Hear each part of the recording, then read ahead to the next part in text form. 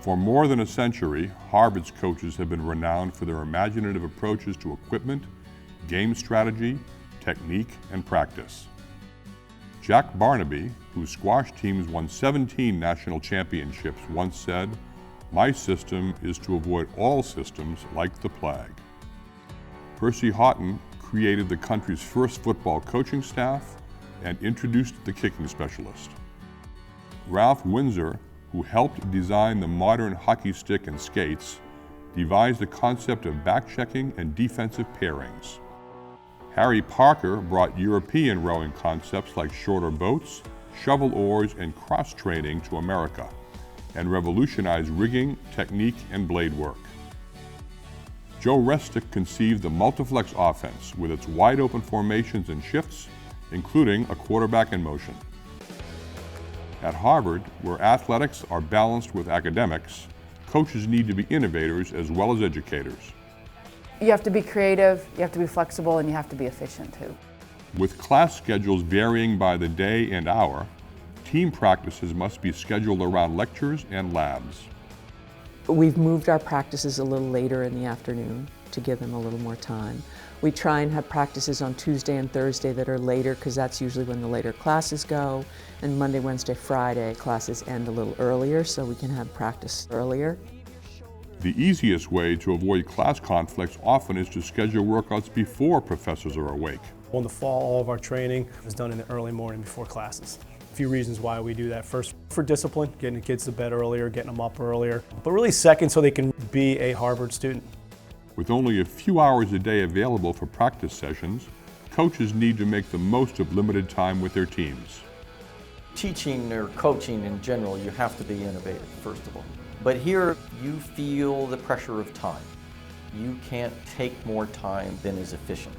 That is part of the challenge, is to get the lesson across quickly and to make sure that it's applicable. Harvard's coaches use modern methods to personalize instruction, even when athletes are back in their dormitories. The student athletes now need instant feedback in the most efficient manner. So for me, that's become a video that you can cut and clip and send to them so they can see, hey, this is what you did in practice, this is what we want you to work on when you come in tomorrow. And it wasn't like that 10, 15 years ago. With new audiovisual and computer technology, Harvard's coaches can connect quickly and remotely with athletes who are used to getting information from iPads. It is nonstop with all the different video type things that we can do. You know, there's a new one out there that can put it side by side and show you exactly when you did it right, when you did it wrong. Every day it's changing, so we're very much into the video and they love it. Since Harvard's coaches rarely have full attendance at practice, given dozens of different academic schedules, they'll find ways to work with small numbers at odd hours. I do a fair amount of small boat work. I can take 2 people or 4 people out in small boats in the morning to do some technical work, and that gives them a little more time in their day as well. Harvard's coaches take a collaborative approach with their athletes, usually reaching consensus through group conversation. That's why often I'll try to engage the crew and say, well, this is the issue I see, and this is why I see it. Now, what are we going to do about that? Do you have a suggestion?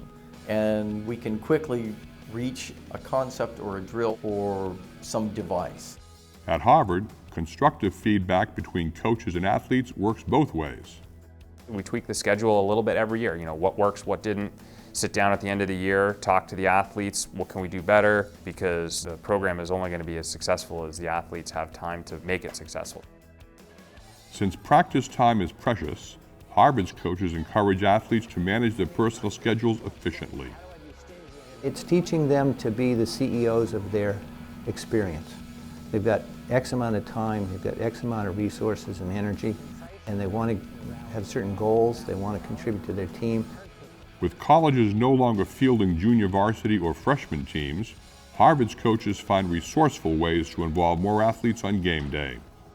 We're allowed 13 match days. So what we will often do is schedule more than one match on a day.